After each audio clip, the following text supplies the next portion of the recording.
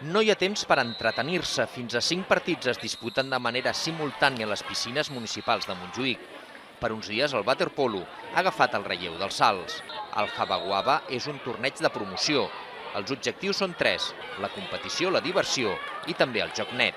Cada equipo quiere ganar, pero al mismo tiempo es una oportunidad para aprender y para divertirse. En tots els partits, els àrbits, amb un decàleg d'alguna manera de tots els valors que té el nostre esport, doncs puntuen a tots els equips una puntuació de fair play de -4 a +4. Després inclús hi ha un guanyador del fair play. Nos picamos porque cuando te calientas en un partido no sabes, no sabes controlar las emociones, entonces pues te cuesta controlarlas y luego ya nos perdonamos. 44 equips de 9 països diferents són els que han vingut a Barcelona. En total, més de 600 nens que conviuen gairebé les 24 hores del dia.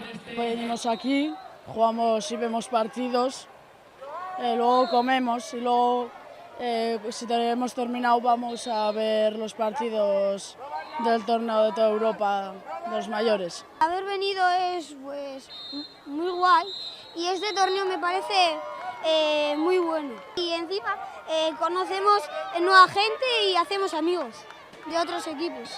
El Habaguaba va néixer a Itàlia i és la primera vegada que aterra a Espanya. A Barcelona la competició ha estat en les categories de benjamí, menys de 10 anys, i de l'Aví, menys de 12.